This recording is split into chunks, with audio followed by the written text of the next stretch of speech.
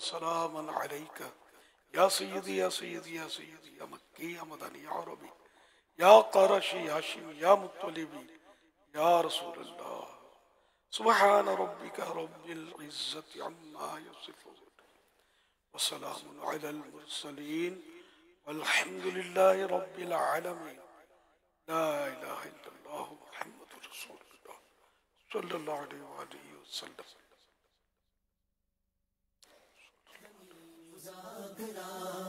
अत्तार की इल्मी ज़िया मदनी मुज़ाकरा, हिकमत भरा गया गज़रत अत्तार का कलाम, हिकमत भरा गया गज़रत अत्तार का कलाम। गंजी नए हक बेबहा मदनी मुज़ाकरा, गंजी नए हक बेबहा मदनी मुज़ाकरा।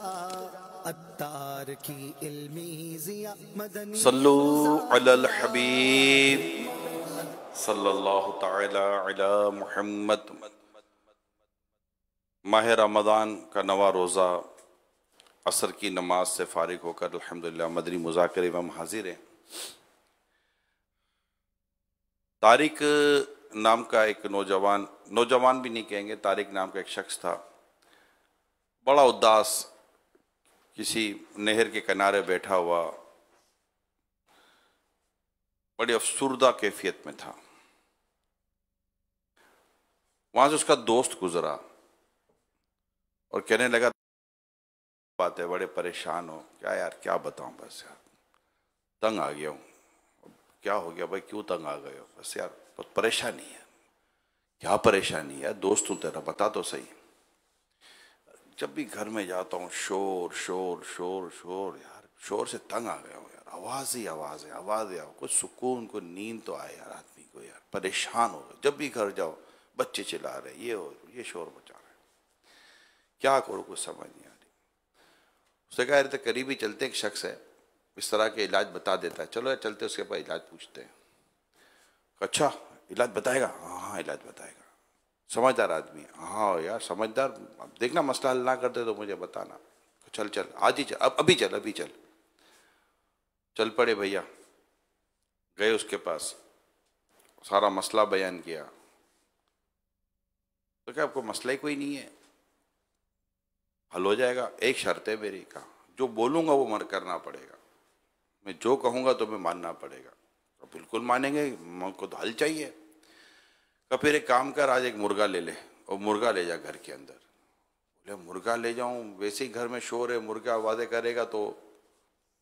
लेकिन तय था कि भाई जो बोलूंगा वो मानना पड़ेगा। तो मुर्गा आ गया घर में, मुर्गा घर में आ गया। और मुर्गे ने अपना साउंड शुरू किया, तो वैसे घर में बड़ा साउंड था और मुर्गे का अपना साउंड। अब ये बोला, ये कौन सा इलाज था यार, एक आवाज कम थी तो वो भी आ गई। अब 3 दिन का इसको टाइम देगा, 3 दिन के बाद आके मुझे सूरत हाल बताना। 3 दिन के बाद गया, क्या हुआ?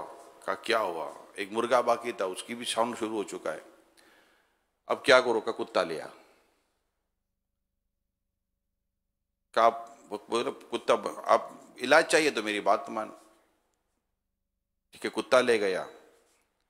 अब कुत्ता कुत्ता था, घर के बाहर बंधा हुआ था, और जो कुत्ते ने फिर जो करना था वो भौंकता रहता था। पब्लिक, बच्चे की आवाज होती, जैसे पब्लिक चुप होते तो कुत्ता चिल्लाना शुरू कर देता। अब 3 दिन तक वो कुत्ते को बर्दाश्त करता रहा। बोले करूँ तो क्या करूँ? 3 दिन के बाद गया, कहा क्या हुआ? अब क्या हुआ, मेरे को समझ नहीं आ रही कि आप मेरी बीमारी बढ़ा रहे हो, मेरी परेशानी बढ़ा रहे हो, घटा रहे हो। बोला तू टेंशन क्यों लेता, जब मैंने कहा कि तू मेरी बात मान। अब क्या करूं? बोला क्या हुआ? बोला अब तो कुत्ता भी नहीं बैठने दे रहा। ठीक है, तू गधा ले जाएगा। गधा भी ले जाऊं मैं? ले तो जाना, बात मानना मेरी। और उसे गधा उधार में खरीदा, पैसे तो थे नहीं गधे खरीदने के। गधा ले गया। अब गधा 3 दिन तक गधा अपना काम करे, कुत्ता अपना काम करे, मुर्गा अपना काम करे। वो बच्चे का वैसे घर में शोर सो जो मसला था। अब तो जनाब ये बिल्कुल बेजार हो गया। अब बोला यार अब तो बस खत्म यार, पता नहीं कैसा आदमी मिल गया। तो 3 दिन के बाद गया तो उसने कहा क्या हुआ? अब क्या हुआ? अब कुछ हुआ ही नहीं है, बस खत्म। अब हम जीने का कोई क्या मकसद क्या रह गया हमारा? कुत्ते की आवाज़ सुनो, गधे की आवाज़ सुनो, मुर्गे की आवाज़ सुनो, पहले बच्चों की आवाज़ें कम थी, तो तंग आ गए हो। अब बताओ यार, कहा ठीक है जा गधा निकाल दे यार, तो गधा निकाल दिया, थोड़ा सुकून हुआ। फिर 3 दिन के बाद गया, अब क्या करूं, और क्या हुआ, अभी भी शोर तो है ना, कहा ठीक है कुत्ता भी निकाल दे, कुत्ता भी निकाल दिया। फिर 3 दिन के बाद कुत्ता निकल जाए, गधा निकल गया, तो अब उसको मतलब के नींद आ रही ना, वो सो गया, कुत्ता और गधा गया तो अब उसको जाकर बोला कि अब तू एक काम कर, अब मुर्गा निकाल दे। अब उसको रहम आना शुरू हो गया, बोला मुर्गा कैसे निकाल दूं, एक तो बता देता दिन शुरू हो गया, दूसरा मेरे बच्चे मुर्गे से खेलते हैं, क्योंकि मेरे बच्चे बुझ जाए। बोला मैंने जो कहा ना वो कर, बात हुई थी कर ले। उसे जाकर मुर्गा निकाल दिया। अब बच्चे उदास, बच्चे की ना आवाज़ ना बच्चे, बिल्कुल घर में सन्नाटा हो गया। अब दोबारा क्या, बोला अब क्या करो, बोला बच्चे और उनको बीवी को इनके नाना के घर भेज दे, बच्चों के नाना घर भेज दे, तुझे नींद ना आए तो मेरा नाम बदल देना। हुजूर मुझे माफ़ कर दीजिए, मेरी समझ में आ गया कि अब मेरा क्या इलाज कर रहे थे। मुझे मेरे बच्चों की आवाज़ अच्छी लग रही है, मुझे मेरे घर की रौनक अच्छी लग रही है, मुर्गा तो मुझे बहुत ही अच्छा लग रहा है मेरा इलाज हो चुका है। तो यहाँ सारा मामला समझाने का ये है कि इंसान जिस हाल में होता है ना, उस हाल में अपने आप को खुश रखने की, पुरसुकून रखने की कोशिश करे। अब ये साहब ने क्या किया था कि उसके वो जिसको परेशानी समझता था ना, उसने इससे बढ़ के उस पर परेशानी डाल दी। जब उस पर इससे बढ़कर परेशानी आई ना, तो इसको अपनी वो जो परेशानी थी वो परेशानी नहीं लगी। जैसे एक शख्स किश्ती में जा रहा था और पहली बार किश्ती में बैठा था, उसका सेठ उसके साथ था। अब किश्ती हिले तो वो चिल्लावे मैं मर गया, किश्ती हिले वो चिल्लाए मैं मर गया, किश्ती हिले वो चिल्लाए मैं। अब किश्ती तो हिलेगी पानी में, किश्ती क्या करेगी? वो बोले मैं मर गया। अब किश्ती के जो पैसेंजर थे वो बेजार हो गए, भाई इसका कुछ करो, ये ना बैठ रहा ना बैठने दे रहा है। वहाँ एक समझदार आदमी था, तो उसने कहा भाई अगर इजाज़त हो तो मैं इसका इलाज कर दूँ। कहा यार अभी कर दो भाई। उसने उस आदमी को उठाया, पानी में डाल दिया। अब वो उसने जो चिल्ला मैं मरा मैं मरा मैं मरा, मुझे निकालो मुझे निकालो मुझे निकालो, मैं मर जाऊंगा, उसे उठाया, इसको सीधा किश्ती में डाल दिया। अब वो यूं दुबक के बैठ गया, आवाज बंद, गीला गीला पानी में तरबतर, आवाज ही बंद, सुकून। उसका सेठ कहने लगा तूने क्या किया? बोला छोटी मुसीबत समझता था, मैंने इसको बड़ी मुसीबत में डाला तो इसको अपनी वो मुसीबत ही नहीं लग रही। जब इंसान पर बड़ी आती है ना, तो उसको अपनी छोटी छोटी का नहीं पता चलता। शुक्र का एक पहलू यह है कि जब कोई मुसीबत बंदे पर आती है ना, तो इस पर गौर करे कि इससे बड़ी मुसीबत थी जिससे अल्लाह ने मुझे बचाया हुआ है। ये शुक्र का पहलू ढूंढने का बेहतरीन तरीका किताबों में लिखा हुआ है। इसी तरह जो मुसीबत या परेशानी आई है, वो मुसीबत और परेशानी जो आई है वो मुस्तकिल नहीं है, उसका एक टाइम पीरियड है, चली जाएगी। इसके पे अलग वाक़ियात हैं कि वो चली जाएगी। अगर बंदा उसी पर गौर करेगा और अब फंस गया अब क्या होगा, वो देख ले भाई इतनी देर की है, इंशाल्लाह ये चली जाएगी, तो वो एक उसमें रास्ता भी निकाल लेता है। एक दो पैसेंजर थे, जहाज में जा रहे थे, और 3 सीटें होती है ना जहाज की, वो एक कोने में दूसरे कोने में दोस्तों की थी, बीच में तीसरा एक ऐसा आदमी आकर बैठ गया कि बस वो थोड़ी सीट वहां की भी ले गया, थोड़ी सीट वहां की भी ले गया। था इतना बड़ा आदमी। एक दोस्त वो तो खिड़की से लग गया, बेजार हो गया, और एक दोस्त ने किताब निकाल कर पढ़ना शुरू कर दिया। पौने घंटे के बाद फ्लाइट लैंड हो गई। दोस्त ने कहा यार ये तूने क्या किया? बोला मैंने देख लिया था 45 मिनट्स का प्रॉब्लम है, अब इसको हल करने के लिए मेरे पास एक ही था, अब इसको मैं देखता रहूं तो परेशान होऊंगा। किताब निकाल कर बैठ गया कि यार इस बहाने अपना मसला हल कर लूंगा। इस तरह मैंने तवज्जो ही नहीं की, क्योंकि मैंने अपना टाइम फ्रेम बना लिया था। हमेशा अपने खुद को हम शुक्र की तरफ लेके जाएं, और फिर जो मुसीबत या जो परेशानी आई है वो हमारी दुनियावी किसी काम मामले पर आई है, अल्लाह का शुक्र हमारे दीन पर नहीं आई। ये शुक्र के पहलू हैं। अल्लाह पाक हम सबको शुक्र गुजार बनाए, और हमारे जो हालात जिन हालात में हम होते हैं उन हालात को हम अपने लिए अल्लाह पाक की नेमत समझें कि अल्लाह का शुक्र है, इससे बढ़कर परेशानी मुसीबत रही है, और खुशी अपने इर्द गिर्द तलाश करें। खुशियाँ और सुकून हमारे इर्द गिर्द मौजूद है। जैसे कि उस हकीम साहब ने उसको खुशियाँ दिला दी, आखिर बीवी बच्चे समझ में आ गए ना उसके। अल्लाह पाक हम सबको शुक्रगुजार बनने की सादत अता फरमाए। आमीन। बिजाई खातिम नबीयीन सल्लल्लाहु तआला अलैहि वसल्लम। सल्लू अलल हबीब सल्लल्लाहु तआला अलैहि।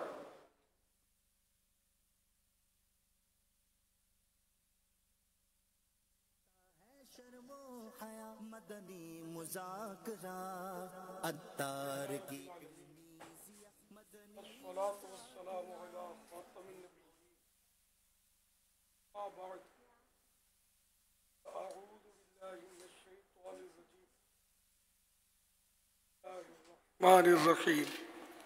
सलातो वस्सलामु अलैका या रसूल अल्लाह व अला आलिका व अस्हाबिका या हबीब अल्लाह। सलातो वस्सलामु अलैका या नबी अल्लाह व अला आलिका व अस्हाबिका या नूर अल्लाह। नवैतु सुन्नतल इअ्तिकाफ। जब कभी दाखिल मस्जिद हूँ इतिकाफ की नियत जरूर फरमाएं। नियत दिल के इरादे को कहते हैं। दिल्ली में नियत के लिए मैंने सुन्नत इतिकाफ की नियत की, आप मुतकिफ हो गए। याद रखिए मस्जिद में खाना पीना, सोना, साहरी, इफ्तार, आब जमजम शरीफ पीना, दम चाव पानी पीना वगैरह उसी सूरत में जायज़ होते हैं जबकि इतिकाफ की नियत की हो। नियत नहीं की थी तो इफ्तार का टाइम आ गया, इफ्तार कर नहीं सकेंगे मस्जिद में, अब नियत कर लें और इफ्तार भी कर लें। तो हम मुनासिब है कि एहतिकाफ की नियत सवाब के लिए करें और कुछ ना कुछ जिक्र दुरूद कर लें, चाहे तो 12 बार दुरूद शरीफ पढ़ लें। अब बेशक इफ्तार करें या खाए पिए। मैं पहले से नियत दाखिल होते वक्त कर ली थी और कुछ ना कुछ अपने इबादत कर ली थी, दुरूद शरीफ पढ़ लिए थे, तो ठीक है। अब नए सिरे से वो दुरूद शरीफ या 12 दुरूद शरीफ ये पढ़ने का, ये सिर्फ उसी सूरत मैंने कहा था कि अभी नियत की सवाब के लिए एहतिकाफ, तो अब ये कुछ पढ़ ले, इसके बाद खाए पिए। सल्लु अलल हबीब सल्लल्लाहु अला मुहम्मद। फरमाने आखिरी नबी सल्लल्लाहु अलैहि वसल्लम, जब तुम में से कोई वुजू से फारिग हो तो अशहदु अल्ला इलाहा इल्लल्लाहु व अन्ना मुहम्मदन अब्दुहु व रसूलुहु पढ़े, फिर मुझ पर दुरूद शरीफ पढ़े। जब वो ये पढ़ेगा उसके लिए रहमत के दरवाजे खोल दिए जाएंगे। सल्लू अलल हबीब सल्लल्लाहु अला मुहम्मद।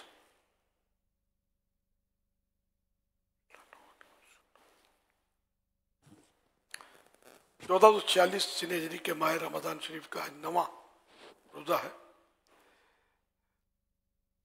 आलमी मदनी मरकज फजाना मदीना में आशिका रमजान जमा है, मुतकिफीन मौजूद, मदनी मुज़ाकर का सिलसिला। अब सवालत कीजिए, हर सवाल का जवाब वो भी बिस्ववाब यानी दुरुस्त दे पाऊँ जरूरी नहीं, बन पड़ा अर्ज करने की कोशिश की जाएगी, भूल करता पाए फ़ौरन मेरी सलाह फरमाए, मुझे आए भाई शाये करता, अपने कहे पर बेसबब अड़ता नहीं, शुक्रिया के साथ रुजू करता पाएंगे, जबकि भूल हुई तो कबूल करता पाएंगे।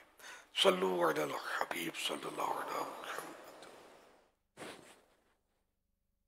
इटली के शहर मिलान में 2011 में मदनी चैनल जब मैंने ऑन किया, अपना चैनल लगाया, तो पहली मर्तबा मैंने वो मदनी चैनल देखा था। दावत इस्लामी का भी पता नहीं था। तो मीराल सुन्नत की ज़ियारत हुई। आप दाढ़ी की बता रहे थे, दाढ़ी के बारे में कि वाजिब है। तो अल्हम्दुलिल्लाह पहली दिन ही देखने से मैंने दाढ़ी की नियत कर ली और दाढ़ी वगैरह सजा ली चेहरे पे, और जुल्फें भी बढ़ा ली और मामा शरीफ भी सजा ली। और इटली में अल्हम्दुलिल्लाह उस दिन से मदनी मॉल में मदनी चैनल की बहुत बहारें हैं। वैसे लोगों से भी सुनी है बड़ी और खुद भी आजमाई है। अल्हम्दुलिल्लाह दावत इस्लामी का बहुत बड़ा काम है और दावत इस्लामी जिंदाबाद। यूरोप में एक फ़ायदा मदनी चैनल के ताल्लुक से ये भी है कि यूरोप में इंग्लिश ना होने के बराबर है। यूरोप में दुनिया की बहुत सारी नेशंस आबाद हैं, इनमें हमारे उर्दू समझने वालों की बड़ी तादाद यूरोप में आबाद है। तो उनके लिए यूरोप में मदनी चैनल नेमत, बहुत बड़ी नेमत है उनके लिए माशाअल्लाह। और जिनको इंग्लिश वाले हैं वो इंग्लिश मदनी चैनल देखते हैं, जो बंगला ज़बान जानते हैं वो बंगला मदनी चैनल देखते हैं। और सोशल मीडिया पर अल्हम्दुलिल्लाह अरबी का भी हमारा सिलसिला जारी रहता है।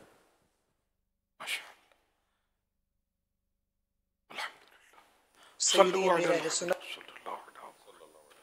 की बारगाह में मेरे सईदी अमीर अहले सुन्नत की बारगाह में मेरा सवाल अर्ज है कि जुल्म किसे कहते हैं? क्या किसी के चंद पैसे दबा लेना या किसी हकदार का हक ना देना ये भी जुल्म है? नीज ये भी इरशाद फरमाए कि जुल्म से कैसे बचा जाए।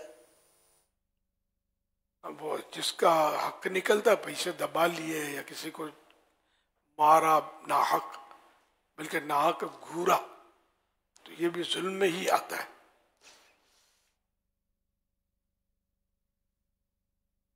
अदा करना होगा, यानी माफ़ी मांगनी होगी। जहाँ तलाफी है, जैसे पैसे दबाए थे तो तौबा भी करे, माफ़ी भी मांगे और उसको दे भी दे। सल्लु अलल हबीब सल्लल्लाहु अलैहि मुहम्मद। प्यारे अमीर अहले सुन्नत से मेरा सवाल यह है, जो बंदा बीमार हो, रोज़ा ना रख सके, तो वो फिदिया दे सकता है? एक रोज़े का कितना फिदिया बनेगा, इसके बारे में शरई रहनुमाई फरमा दीजिए। मरीज फिदिया नहीं दे सकता। फिदिया उस बूढ़े शख्स के लिए या बूढ़ी खातून के लिए कि जो बुढ़ापा इतनी हद तक हो गया, शेख फानी बोलते हैं ऐसे बूढ़े को, अब बुढ़ापा इतना बढ़ गया कि रोज़ा रखने की ताकत नहीं है। बुढ़ापे की वजह से, बीमारी की वजह से नहीं, बुढ़ापे की वजह से ताकत नहीं है, आइंदा ताकत लौटने की उम्मीद नहीं है।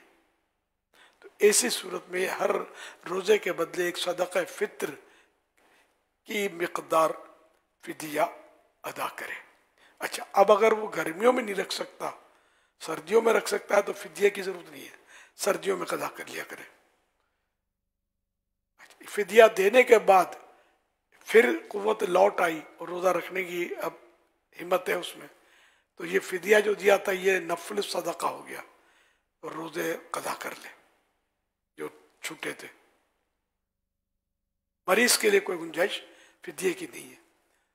मरीज अच्छा हो भी जाता है ना, बीमार हो जाते हैं लोग, सही हो जाते हैं रोज़े रखने, बुढ़ापा नहीं है ना, बुढ़ापे का इलाज नहीं है। सल्लु अलल हबीब सल्लल्लाहु अलैहि मुहम्मद। राहिल अहमद अत्तारी रावलपिंडी से। आज सुबह की फ़्लाइट से हम रावलपिंडी वापसी हुई हमारी। रुकन शुरा हाजी वकार मदीना साहब के साथ हम 3 दिन के मदीना काफ़िले में आपकी बारगाह में हाजिर थे। इन 3 दिनों में अल्हम्दुलिल्लाह बहुत कुछ सीखने का मौका मिला और अल्हम्दुलिल्लाह फ़ैज़ान मदीना का माहौल अल्लाह अल्लाह अल्हम्दुलिल्लाह हर वक्त रूहानियत का मंजर, इंसान की तबीयत और शौक़ ज़ौक़ इबादत में अल्हम्दुलिल्लाह इंसान का वहाँ कायम रहता है। आज वापसी होगी हमारी और दिल इस वक्त इसी तरह उदास है कि जिस तरह मदीना पाक से जुदाई होती थी और मदीना पाक से जब भी आए दिल उदास होता है, आज दिल उसी तरह उदास है। अल्लाह पाक प्यारे बापा जान आपको दराज़ी उम्र बिल खैर अता फरमाए, आपका साया ता देर हमारे सरों पर कायम और दायम रहे। माशाअल्लाह, मरहबा। हजरत साहब से मेरा सवाल है कि रोज़े की हालत में तेज़ खुशबू लगा सकते हैं? जवाब इरशाद फरमा दें। मेरा नाम मोहम्मद मुदस्सिर सियालवी है। मेरा अमीर अहले सुन्नत से ये सवाल है कि हालत रोज़े में सुरमा लगाने से रोज़े पर कोई फ़र्क पड़ता है या नहीं? जवाब इनायत फरमाएं। तेल इत्र लगाना रोज़े में जायज़, सुरमा डालना भी जायज़ है, चाहे सुरमे का असर हल्क में महसूस हो, इसकी इजाज़त है रोज़े में। सल्लु अलल हबीब सल्लल्लाहु अलैहि मुहम्मद।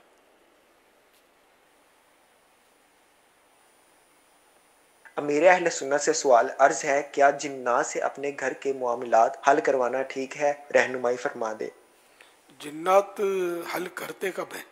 जो इनसे हल करवाना, ये तो बाबा जी या बाज़ लोग होते हैं, बाबा जी भी नहीं होते, वो बस घरेलू औरतें होती हैं, या तो कि इनको ये दावे होते हैं कि जिन्नात की हाज़िरी है। कोई बोलता है बुज़ुर्ग की हाज़िरी है, फलां बुज़ुर्ग हूँ, फलां मज़ार मेरा उधर है, तो ये तो ढकोसले होते हैं। कोई बुज़ुर्ग किसी औरत या मर्द पर इस तरह हाजिर नहीं होते, ये बिल्कुल जहन बना लें, ये गलत है गलत है गलत है। ये बोलते हैं कि हम फलां बुज़ुर्ग हैं, ऐसा होता नहीं है। रात जिन ज़रूर आ जाते हैं, तो जिन्नात ये धमाले भी कर रहे होते हैं और सवाल के जवाब दे रहे होते हैं, तो इनको सवालात नहीं करने चाहिए। यहाँ तक कि जिन्नात को गैब की बात पूछना, देखिए आइंदा की, ये मतलब जायज़ नहीं है। और उसकी बात पर यकीन कर लेना आइंदा की, तो ये कुफ्र है। ये कुरान करीम से साबित है कि जिन्नात को गैब का इल्म नहीं है। तो ये इस तरह मतलब ये बाज़ लोग होते हैं, ये हाजिरियाँ आती हैं और ये हमारे यहाँ होता है, दुनिया में और कहीं हर जगह नहीं होता। ये पाक को हिंद में होता है, जहाँ मतलब तवहुम परस्ती ज़्यादा हो और इस तरह का मतलब कोई बोलने वाला जो ना हो ना, तो बोले वो भी फंसे, यहाँ ऐसा माहौल है। तो यहाँ इस तरह के होते हैं, बाकी बाहर पता भी नहीं है। दीगर ममालिक में कैसी हाजिरी हो भी, तो वो हाजिर और हाजिरी और जिस पर हाजिरी हुई सब जेल के सरियों के पीछे चले जाए, भूल जाए, जिन्नात भी भाग जाए सारे। लेकिन ये कि जिनका असर होता है, जिन्नात तंग तो करते हैं। अब ये जो जिन्नात को नहीं मानते वो तो भूल है इनके कि सूरह जिन कुरान करीम में जिन्नात का वजूद है। जिन्नात के वजूद का इनकार ये कुफ्र है। ये कुरान से जिन्नात का वजूद साबित है। जादू का वजूद है, जादू का इनकार करना कि जादू कोई शय नहीं है, जादू है नहीं, ये भी कुफ्र हो जाएगा क्योंकि कुरान से साबित है। शैतान का इनकार करना कि शैतान है ही नहीं, ये भी कुफ्र है कि शैतान का वजूद कुरान से साबित है। तो इस तरह मतलब है कि बाकी ये हाजिरियाँ जो आती है ना, ये आमतौर पे ढकोसले होते हैं। कभी ये कैसे ड्रामाबाजी, नाटक, कभी ऐसे वाकई जिन आता है, वो हिसाब किताब करता है, लोग जमा होते हैं, ये करते हैं। लेकिन ये कि उनसे सवाल ना करे, इनसे इलाज ना मांगे, ये नहीं कोई कुंडा कर दे। सल्लु अलल हबीब सल्लल्लाहु तआला अला मुहम्मद। कुछ रोज़े और बीमारी के ताल्लुक से सवालात हैं। अगर शुगर का मरीज रोज़े की हालत में इंसुलिन का इंजेक्शन लगवाए तो क्या रोज़ा टूट जाएगा? इंसुलिन लगाने से रोज़ा नहीं टूटेगा। इंसुलिन का इंजेक्शन लगवाने से रोज़ा नहीं टूटेगा। बीमारी की हालत में नाक में स्प्रे या कोई दवाई डाली तो क्या रोज़ा टूट जाएगा? टूट जाएगा। रोज़े की हालत में नाक में दवाई डालने से क्या रोज़ा टूट जाएगा? टूट जाएगा। अब ये इरशाद फरमाइए कि रोज़े में ड्रिप लगवाने से क्या रोज़ा टूटता है? नहीं टूटता। रोज़े की हालत में माउथ वॉश करने से रोज़े पे क्या फ़र्क पड़ता है? बचना चाहिए, क्योंकि उसके अज्जा बारीक बारीक उसके ज़र्रात अज्जा होते हैं, हिस्से होते हैं, वो हल्क में जाने से रोज़ा टूट जाएगा। रोज़े की हालत में मंजन, टूथपेस्ट वगैरह जो करते हैं, तो इससे रोज़े पे क्या फ़र्क पड़ता है? ये भी मना है, क्योंकि इसका कोई ना कोई जुज़ उतरने का खतरा है। और जब ये कोई जुज़ उतर गया, हिस्सा उतर गया उसका हलक के नीचे, रोज़ा भी याद है, तो रोज़ा तो टूट जाएगा। किसी ने रोज़ा रखा और रोज़े में बीमार हो गया, अब क्या करे भाई?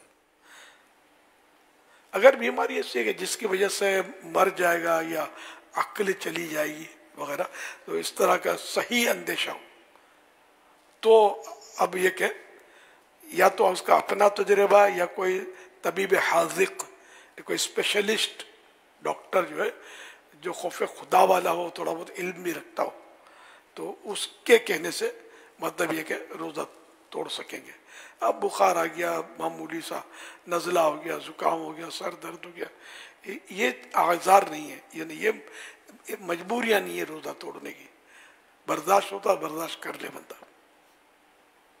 क्या रोज़े की हालत में इनहेलर इस्तेमाल करने से भी रोज़े पे कोई फ़र्क पड़ता है? रोज़ा टूट जाएगा। मेरा सवाल है, कब्रिस्तान से जाना रात के वक्त या सुबह के वक्त नाजायज है या जायज है? जायज तो है, रात को दफन करने के लिए जाते ही ना जनाजा लेकर। अलबत्ता अकेला जाने में अगर कोई सन्नाटा है, बिल्कुल कोई भी नहीं है, तो इसमें मना है कि हो सकता है डर जाए, कुत्ता भौंके तो समझ के जिन आ गया, तो ये बाज़ सनसनी होती है, बाज़ डरपोक होते हैं, और बाज़ ये क्या है कब्रिस्तान में रहते हैं। किसी दौर में हम मतलब यानी कि मिलजुल के कब्रिस्तानों में जाते थे रात को, खासकर रमज़ानों में और ताक रातों में नहीं, वो जैसे 10वीं रात, अशर रहमत की रात और अशर मग़फ़िरत की आखिरी रात, और इस तरह जाते थे पुरानी बात कर रहा हूँ, दोस्त मिल गए। तो मैंने खुद देखा है कि हम जाते थे, नहाते पढ़ते थे, पढ़ते हुए जाते थे। एक बंदा बस किसी जगह पर सोया रहता था कब्र के पास, उसकी आंखें नहीं खुलती थी, बेखबर सोया रहता था। अब इसको क्या मना करेंगे, अब तो डरता ही नहीं है। तो ये क्या अपनी अपनी कैफियत होती है।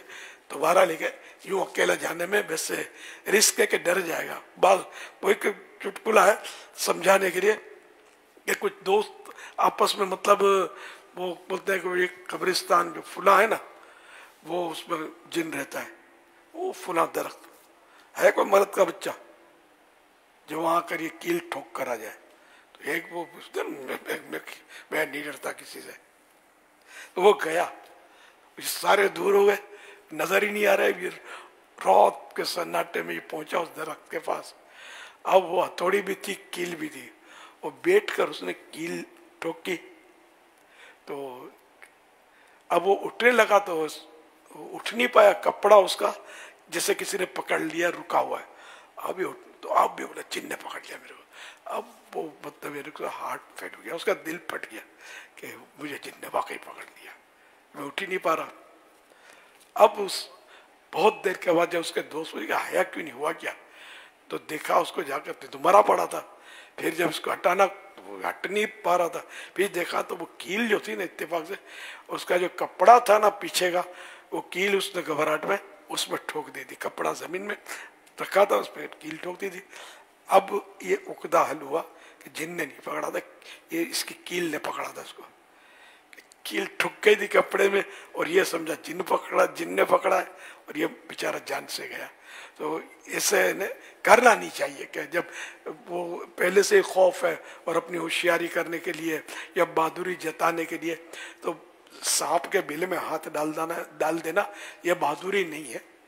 सांप को कंट्रोल कर लेना, काबू कर लेना, ये बहादुरी है। अमीर सुन्नत ने एक बहुत प्यारा एक इबारत लिख कर दी थी, लाइन लिख कर दी थी, मुझे दी थी, हिम्मत और हमाकत में फ़र्क है। बहुत खूबसूरत एक वर्ड बना ना, हिम्मत और हमाकत। मौजू चल रहा था तो आपने फरमाया ये हिम्मत नहीं, हमाकत है। तो हिम्मत और हमाकत के फ़र्क को फिर आपने वाज़ेह किया था कि हर जगह पर ये हिम्मत के काम नहीं होते, बातों का हिम्मत दिखाने का मौका होता नहीं है, ये हमाकत होती है, यानी बेवकूफ़ी होती है। तो सोशल मीडिया के ज़रिए एक सवाल आया है कि एक बच्ची है जो चाहती है कि मेरी शादी नेक माहौल में हो, दीनी माहौल में हो, ताकि आने वाली नस्लों के लिए भी ये फ़ायदा हो। लेकिन फैमिली मेम्बर जो हैं वो इस तरह के वो सोच के नहीं होते और वो अपनी समझ से और अपनी पसंद से शादी कराने पर बज़िद होते हैं। तो ऐसे में क्या होना चाहिए, बेटी को क्या करना चाहिए, फैमिली को क्या करना चाहिए, आप क्या मशवरा देंगे? अल्लाह, यह है बड़ा नाजुक टॉपिक। इसमें ज़रा को लड़की तो बेचारी बेबस है, वो सिर्फ चाह ही सकती है और कुछ कर नहीं सकती। तो घर वालों को चाहिए कि अगर उसकी जो तलब है तो जायज़ तलब, इसके मजाजी में फंसी हुई ये और सूरत है। ये जनरली वो कह रही है कि मुझे नेक रिश्ता चाहिए, ऐसा भी नहीं कुछ। हाँ बोल दो ना कि मुझे नेक कराना चाहिए ताकि हमारे घर में नमाजी पैदा हों और अल्लाह और रसूल की फरमाबरदारी करने वाले पैदा हों। तो माँ बाप को फिर उसका एहतराम करना दुनिया और आखिरत में फ़ायदा देगा और उसको कार्य सवाब है, बहुत बड़ा सवाब है। एक तो उसकी दिलजुई होगी, दूसरा है कि उसकी आखिरत का वो फ़ायदा चाहती है तो इसमें मदद होगी और कुरान करीम की इस आयत पर अमल होगा, तावनु अलल बिर्रि वत्तक़वा, नेकी और परहेज़गारी के कामों में एक दूसरे की मदद करो। तो इसलिए माँ बाप को तो चाहिए कि इसकी बात पर बिल्कुल 100% अमल करे। अपनी अगर सोच कि हमारी बिरादरी और बिरादरी के झगड़े होते हैं, असल बिरादरी से हम बाहर हमने कभी की नहीं है। अब चाहे चोर उचक्का हो, चाहे लुच्चा लफंगा हो बिरादरी का, इससे बड़ी बात खराबियां पैदा होती हैं। हो बिरादरी में बेशक हो, लेकिन ये भी तो देखना पड़ेगा सूरत भी सही है तो खाली सूरत नहीं चली ना, सीरत मेन है ना कि सीरत भी उसकी सही हो। तो मतलब ये नहीं, अब तो बिरादरियों के बाहर लोग निकलने लगे काफ़ी होगा, काफ़ी। अब तो ये दावत इस्लामी ने काफ़ी रुख तब्दील किया है अल्हम्दुलिल्लाह कि दावत इस्लामी में अब बिरादरियों से लोग ईसाई भाई बाहर निकल रहे, ईसाई बहनें बाहर निकल रही। घरों में जब दीनी माहौल हो गया ना, तो घर का जहन बन गया ना, अब ये बिरादरी के बाहर आ जाता है कि यार सीरत देखनी है और ये रस्म और रवाज नहीं देखने, कि बिरादरी ही जन्नत में ले जाएगी जरूरी तो नहीं है ना। तो जाना जन्नत में, जन्नत में सारी बिरादरियां होंगी, एक ही बिरादरी बन जाएगी, सब उसका नाम होगा जन्नती। तो अल्लाह पाक रहमत की नज़र फरमाए कि फरीक़ैन को चाहिए कि सोच समझ कर और आखिरत को पेश नज़र रखें। वक्ती तौर पर अड़ाउड़ी करके अगर गलत जगह शादी करवा दी ना, तो फिर बाज़ औक़ात ये कि बड़ा नुकसान होता है, बड़ा नुकसान होता है, खुदकुशियाँ तक हो जाती है, सब वाक़यात बनते हैं। तो और वरना ये कि वो कोई बीमारी लग गई, कुड़न, दिल जलता रहे कि यहाँ कहाँ फंस गई मैं। हमको तो बहुत तजुर्बा लेटर, और ये पहले लेटर में पढ़ता था, नहीं पढ़ पाता, तो इतने इस तरह के भी आते थे तो कि बेचारियाँ फंस जाती थी, कभी बेचारे फंस जाते थे। सही भाइयों को भी ज़रा इनका भी अगर ये मांगते हैं कि मतलब हमको कोई दीनी माहौल में रिश्ता चाहिए और हमें को नेक कराना चाहिए, तो बिल्कुल माँ बाप को बिल्कुल उसकी बात माननी चाहिए।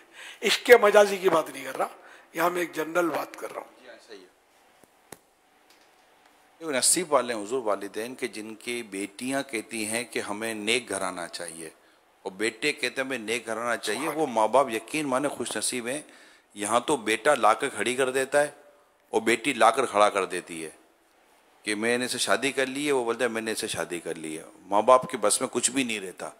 ऐसे इन हालात में, जो दुनिया भर के ये हालात में मैं बयान कर रहा हूँ, इनमें वो माँ बाप कितने खुश नसीब हैं जिनकी बेटियाँ इस बात की ख्वाहिश जाहिर कर देती हैं कि हमारी शादी किसी नेक घराने में और सलात और सुन्नत का पाबंद आशिक रसूल लड़का हो जिसमें हमारी शादी कीजिएगा। वरना उसकी बात असल में इसमें माँ बाप को भी देखना, बातों का घर में माँ बाप ने भी कुछ कोशिश की होती है और बेटी को बाकायदा एक बापर्दा बनाया होता है, लेकिन शादी करते वक्त ये इस बात का बातों का ख्याल नहीं करते। तो ऐसा होता है कि बेटी की शादी तो हो गई, लेकिन वहाँ बेटी के पर्दे के मसाइल हो गए, और उसकी तो आप ही ने तरबियत की थी कि बेटी बापर्दा रहेगी और घर में भी पर्दे का माहौल रहेगा। तो ये वालिदैन के लिए बड़ी जिम्मेदारी है कि वो अपनी औलाद को, जब बेटा भी कहता है कि मुझे कोई ऐसी लड़की दें जो बाहया हो, शर्म हया वाली हो, नमाजी हो, नेक हो, परहेजगार हो, तो और ऐसा नहीं है कि ये रिश्ते नहीं, अल्हम्दुलिल्लाह दावत इस्लामी ने तो बिल्कुल नक्शा बदल दिया, अल्लाह की रहमत है।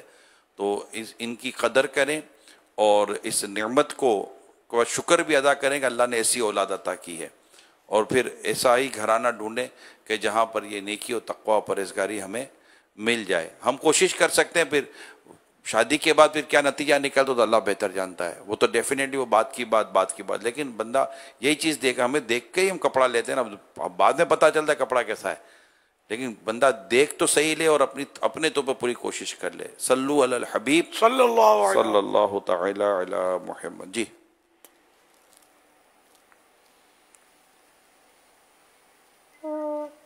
यार मेरे अहले सुन्नत, मैं आपसे एक सवाल पूछना चाहता हूँ। वो क्या है ना, बाज बच्चे रोजे की हालत में अंगूठा चूसते हैं या मुंह में हाथ डालकर नाखून खाते हैं।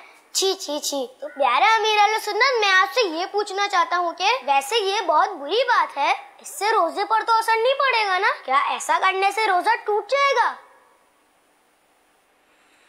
अगर अंगूठे भी चूसते हैं, उंगलियां भी चूसते हैं, जो चीज आई उसको भी चूस रहे होते हैं हाथ में, तो ये है तो परेशान कुन है और नुकसानदेह भी है कि तरह तरह के जरासीम लगे हुए होते चीज़ों में, हाथ इधर लगाए उधर लगाए और फिर ये कि मुंह में डाले। तो अब ये कि रोज़े का जहाँ तक ताल्लुक़ है, तो रोज़ा उस सूरत में कि इसमें कोई सी चीज़ लगी हुई है उंगली पे, अंगूठे पे, और वो चीज़ उसने मुंह में डाला तो वो चीज़ छूटी उससे, अब उसका टेस्ट जो है ये उतरा हल्क में और रोज़ा भी याद है, तो रोज़ा टूटेगा, वरना सिर्फ अंगूठा मुंह में डाला तो रोज़ा नहीं टूटेगा।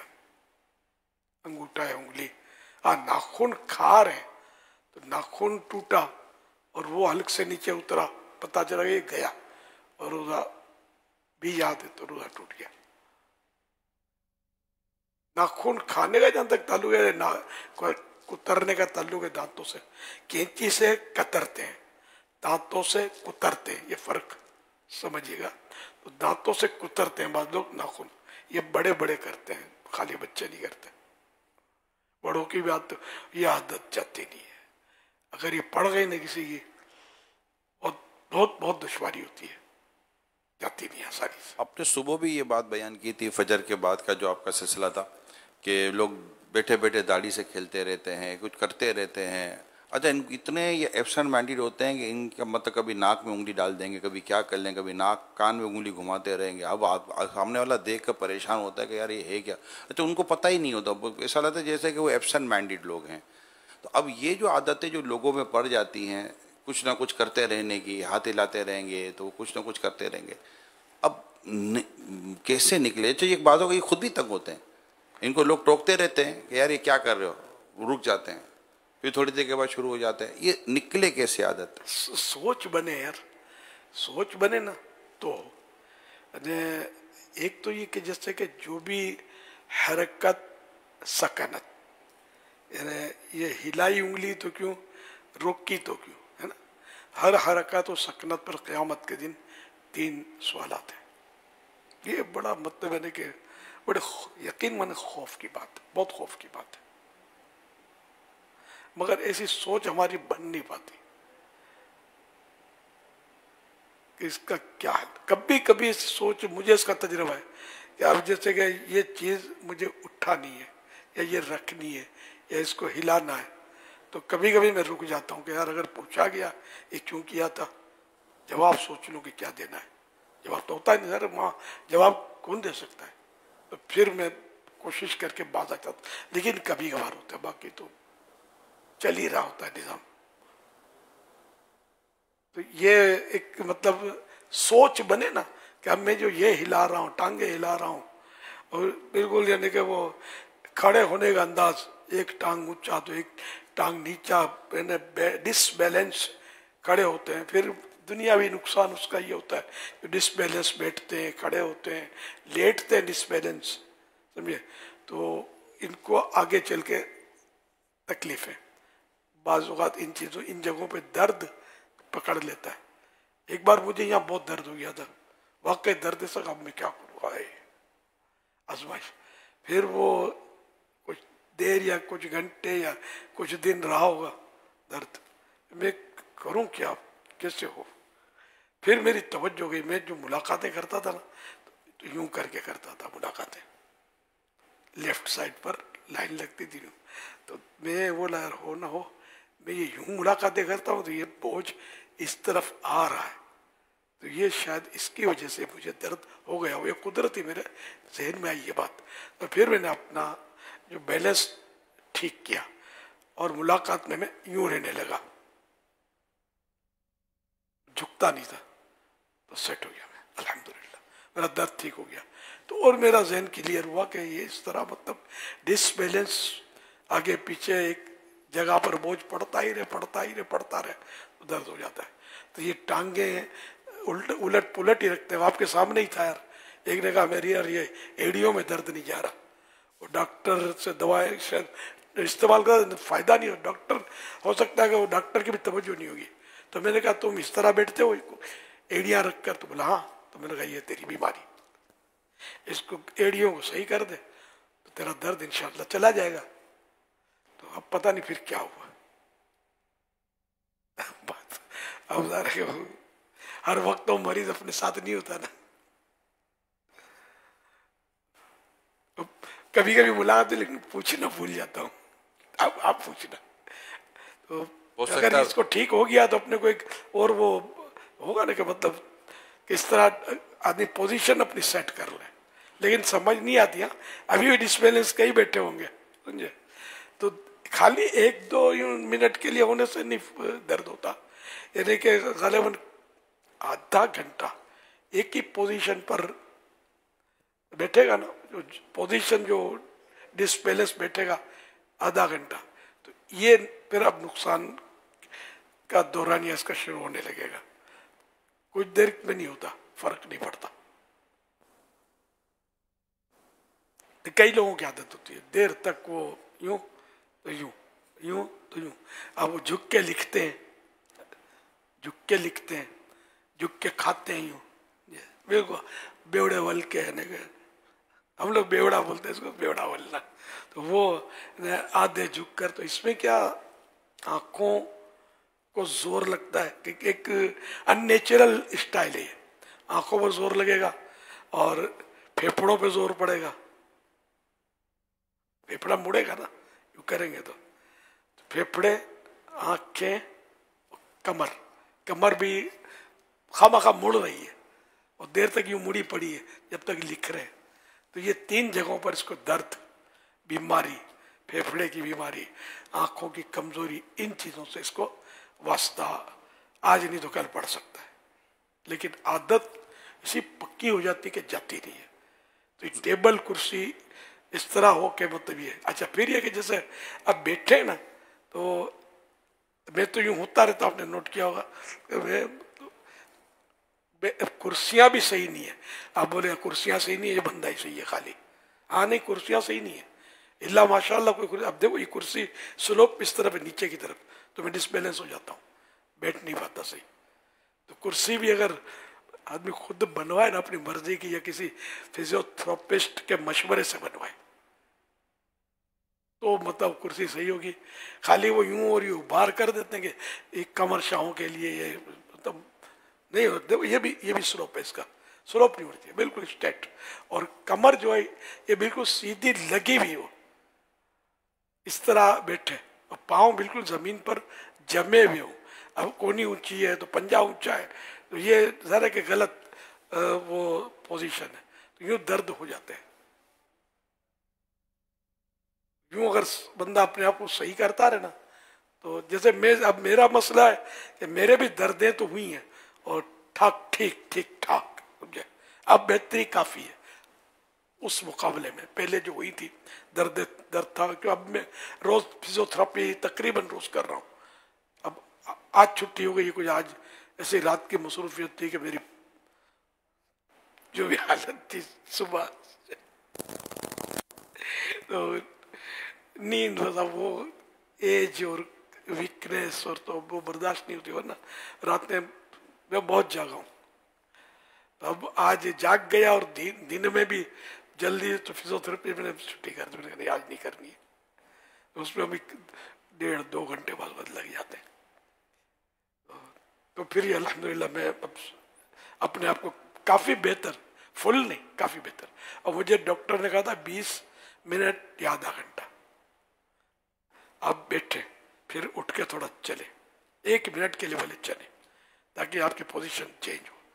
देर तक बैठेंगे तो आजमाइश, लेकिन अब बैठना पड़ जाता है, कभी भूल भी जाता हूँ, कभी उठता भी हूँ। बैत शुरू होती है ना, तो अब तो मुफ्ती हसन वगैरह भी याद दिला देते, उठ जाओ, तो उठ जाता हूँ। फिर सुस्ती भी होती है उठने में, कभी रिदम एक होता है बना हुआ गुफ्तगू का, बयान का, तो उठे और बिल्कुल। लेकिन जो करेंगे इस तरह अमल तो फायदा होगा बदन को। तो बदन के फायदे के लिए इबादत पर कुव्वत हासिल करने की बंदा नियत करे कि कुव्वत हासिल होती है इससे। लेकिन ये क्या, जो टेबलेट्स और ये दवाएं ना, इनके साइड इफेक्ट खतरनाक होते हैं। इसके मुकाबले फिजियोथेरेपी में फायदा ज्यादा है। फिजियोथेरेपी बंदा अगर इसके इस तरह के दर्द है तो फिजियोथेरेपी की तरफ जाए। लेकिन इसमें भी अगर कोई डॉक्टर अगर 2 नंबर का हुआ ना, यानी कि ऑफिशियली डॉक्टर ना हुआ, यानी कि तो वो अगर गलत फिजियोथेरेपी करा देगा तो फिर वो दवाओं से 100 गुना उसको साइड इफेक्ट आ सकता है, बिल्कुल हालत खराब कर देगा वो। तो डॉक्टर भी परफेक्ट हो, समझता हो और वाकई डॉक्टर हो, सिखाड़ू, हमारे में बोलते सिखाड़ू ना हो, नीम हकीम खतरे जान वाला हिसाब ना हो। सल्लु अलल हबीब सल्लल्लाहु अलैहि वसल्लम। इबादत गौसे पाक। शेख अबू अब्दुल्ला मोहम्मद बिन अबुल फतह हरवरी रहमतुल्लाह अलैह फरमाते हैं, मैं गौसे पाक रहमतुल्लाह अलैह की खिदमत में 40 साल रहा। इस अरसे में मैंने देखा कि आप रहमतुल्लाह अलैह इशा के वज़ू से फजर की नमाज पढ़ते और आपका मामूल था कि जब बेवुजू होते थे तो उसी वक्त वुजू फरमाकर 2 रकत नमाज नफिल पढ़ लेते थे। मीठे मीठे इस्लामी अल्हम्दुलिल्लाह अमीर अहले सुन्नत हमें ऐसी शान वाले गौसे पाक रहमतुल्लाह अलैह का मुरीद बनाते हैं। जी हाँ, जो अमीर अहले सुन्नत का मुरीद बन जाता है वो गौसे पाक रहमतुल्लाह अलैह के मुरीदों में शामिल हो जाता है।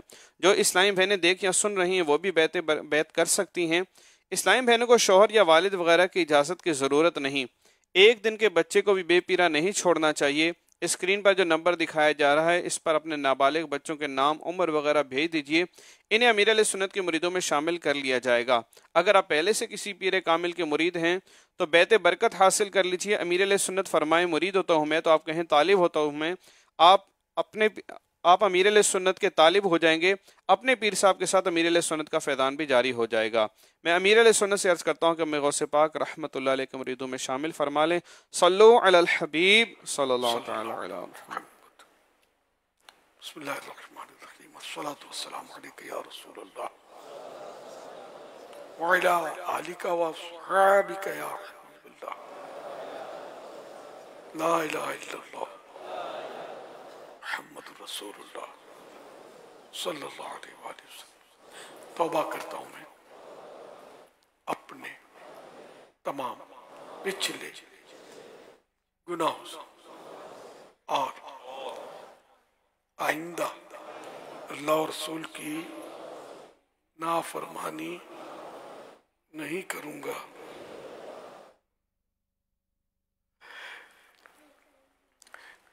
बदमज़हबों और बुरे लोगों की सोहबत से बचता रहूंगा। नमाज रोजे की पाबंदी करता रहूंगा। माँ बाप की नाफरमानी, झूठ, गीबत, चुगली, वादा खिलाफी, गाली गलोच, फिल्में, ड्रामे, गाने बाजे, बेपर्दगी वगैरह वगैरह गुनाहों से बचता रहूंगा। मुरीद होता हूं मैं आपका और आपके जरिए सरकार बगदाद हुजूर गौसे पाक शेख अब्दुल कादिर जिलानी रहमतुल्लाह अलैह का अल्लाह पाक मुझे जनाबे गौसे आज़म के गुलामों में कबूल फरमा और कल क़यामत में गौसे पाक के गुलामों में उठा कादरी रज़वी सिलसिले की बरकतें नसीब फरमा। सलातो वस्सलामु अलैका या नबी अल्लाह व अला आलिका व अस्हाबिका या नूर अल्लाह। अल्हम्दुलिल्लाहि रब्बिल आलमीन वस्सलातु वस्सलामु अला सय्यिदिल अंबिया वल मुरसलीन सल्लु अलल हबीब। लाज रख मेरे दस्ते दुआ की, मेरे मौला तू खैरात दे रे, मेरे मौला तू खैरात दे दे। लाज रख मेरे दस्ते दुआ की,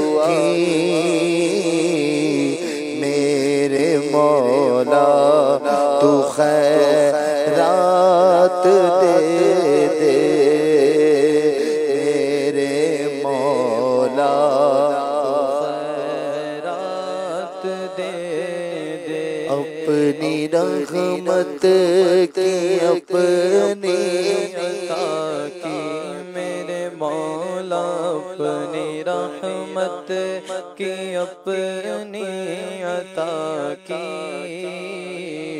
मेरे मौला तू खैरात दे दे। मेरे मौला तो खैरात दे दे। हाल आसी कबे कबे हद बुरा है, तेरी रहमत का बस आसरा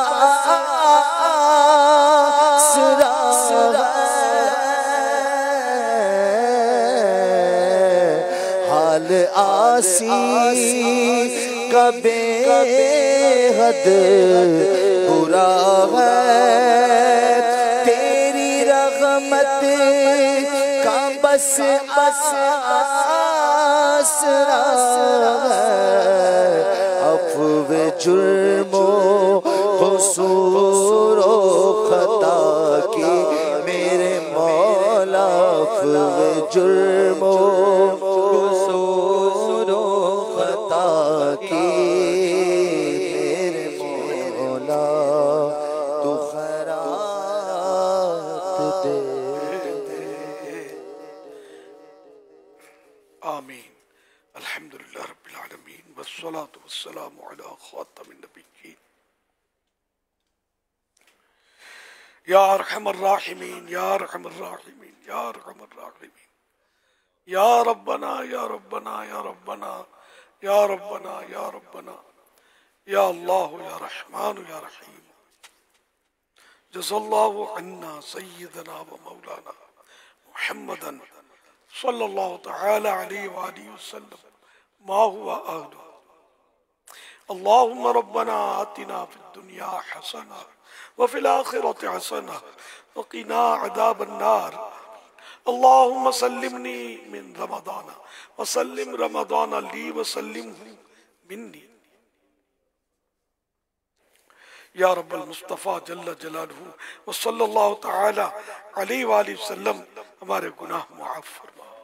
या अल्लाह पाक अपनी रहमत से हमारे बिगड़े काम संवार दे। ऐ अल्लाह पाक में गुनाहों से नफरत, नेकियों से प्यार दे दे। इलाहुल आलमीन बुरों की सोहबत से बचा, आशिकान रसूल की नेक बंदों की सोहबतें नसीब फरमा। ऐ अल्लाह पाक अच्छी सोहबत की बरकतें भी नसीब फरमा, अच्छों की नकल करने का जज्बा भी अता फरमा। ऐ अल्लाह पाक अपनी और अपने प्यारे हबीब सल्लल्लाहु अलैहि वसल्लम की इताअत और फरमाबरदारी की तौफीक अता फरमा। ऐ अल्लाह पाक नाफरमानियों से बचा। ऐ अल्लाह पाक माँ बाप का एहतराम नसीब फरमा। ऐ अल्लाह पाक सिले रहमी की तौफीक दे, रिश्तेदारों के साथ बना कर रखने की तौफीक दे, पड़ोसियों के हुकूक अदा करने की शहादत दे। ऐ अल्लाह पाक हमारी जात से किसी को तकलीफ ना पहुँचे, किसी को नाहक परेशानी ना हो। ऐ अल्लाह पाक हम सबको फायदा पहुँचाने वाले बने। या अल्लाह पाक हमसे राजी हो जा, हमेशा हमेशा के लिए राजी हो जा, ऐसा राजी हो जा कि कभी नाराज ना होना। ऐ अल्लाह पाक ईमान पर सलामती की मोहर लगा दे, कभी भी एक लम्हे के करोड़वें हिस्से के लिए भी ईमान हमसे जुदा ना हो, हम कुफ्र में ना जा पड़े। ईमान पर आफियत के साथ मदीने में महबूब के जलवों में कलमा पढ़ते हुए दुनिया से रुखसती हो, जन्नतुल बकी में मदफन मिले, जन्नतुल फिरदौस में तेरे प्यारे हबीब सल्लल्लाहु अलैहि वसल्लम का पड़ोसी बनना नसीब हो जाए। ऐ अल्लाह पाक हमारे मरीज शिफा पाएं, मकरूजों के कर्जे उतरे, बेरोजगारों को हलाल और आसान रोजी मिले। ऐ अल्लाह पाक जिनके रूठे मन जाएं, जिनके बिछड़े मिल जाएं, ऐ अल्लाह पाक दुखी सुखी हो जाएं। इलाहुल आलमीन बे औलादों को नेक औलाद बाआफियत बिगैर ऑपरेशन के इनायत हो। बेटियों के तलबगारों को बेटियां, बेटों के तलबगारों को बेटे मिले। जिनकी औलाद नाफरमान है फरमा बरदार हो जाए। ऐ अल्लाह पाक घरेलू नाचाकियां दूर हो, घर अमन के गहवारे बने। कहते रहते हैं दुआ के वास्ते बंदे तेरे, कर दे पूरी आरज़ू हर बेकसो मजबूर की। सदा के लिए से राज़ी हो मौला, तेरी बगैर रमज़ान रिज़ा मांगते मांगता हूँ तेरी बगैर रमज़ान रिज़ा मांगता हूँ मेरी रूह तन से जुदा हो रही है खुदा जलवाए मुस्तफा मांगता हूँ बचाना बुरे खातिमे से बचाना मैं ईमान पर खातिमा मांगता हूँ मैं ईमान पर खातिमा मांगता हूँ। सल्लु अलल हबीब सल्लल्लाहु तआला अला मुहम्मद। आशिकान रसूल मुतवज्जो हों, कराची में इफ्तार का वक्त हो चुका है। कराची में इफ्तार का वक्त हो चुका है। कराची में इफ्तार का वक्त हो चुका है।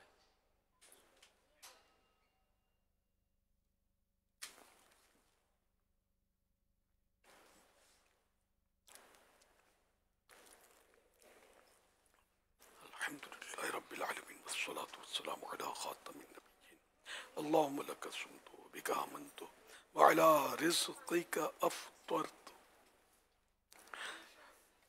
या अल्लाह पाक, अशर रहमत की आखिरी रात आ गई, 10वीं शब शुरू हो गई। या अल्लाह पाक, तेरी रहमत को उभारने वाला कोई काम ना कर सके। ऐ अल्लाह पाक, नमाज रोज़े तरावी सब बेदिली से हुए। ऐ अल्लाह पाक, कोई नेकी भी दुरुस्त नहीं कर पाए। ऐ अल्लाह पाक, नेकों का सदका जिनकी रोज़े नमाजें कबूल हुए हमारे भी कबूल हो जाए। ऐ अल्लाह पाक, जिनको मग़फ़िरत से नवाजा हमारी भी मग़फ़िरत कर दे। रोज़ाना इफ्तार के वक्त 10 लाख ऐसे गुनाहगार बख्शे जाते हैं जिन पर उनके गुनाहों के सबब जहन्नम वाजिब हो चुका होता है। ऐ अल्लाह पाक, उन आज़ाद शुदगान की फहरिस्त में हमें भी शामिल कर ले, हमारे लिए भी जहन्नम की आज़ादी लिख दे। ऐ अल्लाह पाक, हमें जन्नती करार दे दे, रहमत की नज़र कर दे, वरना अमल जन्नत में जाने वाले हम कर नहीं पाए, फेल हो गए। मगर तेरा करम बेहद व बेशुमार है। अपनी रहमत से हमें बेहिसाब बख्श कर जन्नतुल फिरदौस में अपने प्यारे महबूब सल्लल्लाहु अलैहि वसल्लम के पड़ोस में पहुंचा दे। अल्लाह पाक, हमारे बीमार शिफायाब हो। या अल्लाह पाक, परेशान हाल खुशहाल हो, बेरोजगारों को हलाल व आसान रोजी मिले, मकरूजों के कर्जे उतरे। या अल्लाह पाक, जिन पर झूठे केस बने खत्म हो जाएं, मजलूम कैदियों को रिहाई मिल जाए, सब पर रहमत की नजर हो। और सवाब बढ़ाने के गुफ्तगू और काम काज रोक कर अज़ान का जवाब दीजिए और ढेरों ने बेहिसाब जुर्म देता हूँ वासिता तुझे शाहे हिजाज का। अल्लाहु अकबर, अल्लाहु अकबर, अल्लाहु अकबर, अल्लाहु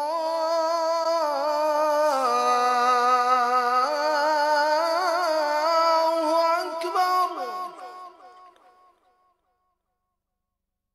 अशहदु अन ला इलाहा इल्लल्लाह,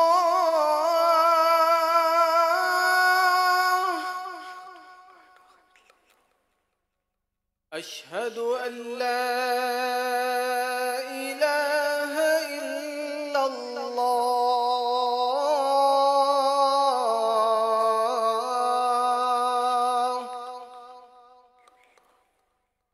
अशहदु अन्न मुहम्मदर रसूलुल्लाह,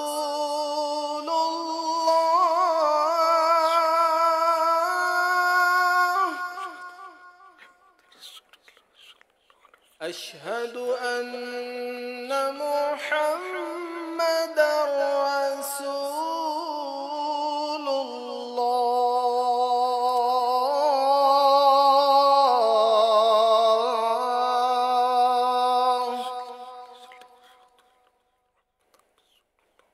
हय्य अला सलाह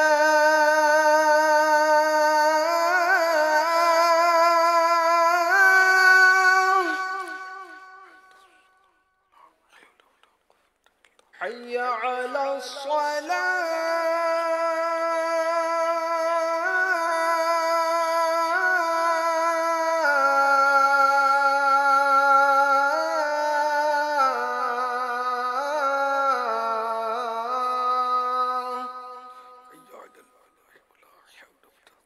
حي على الفلاح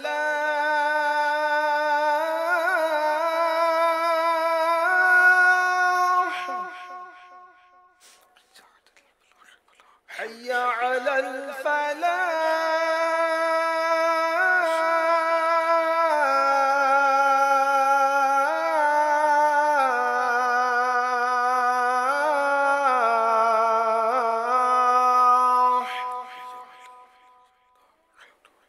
الله أكبر الله أكبر لا إله إلا الله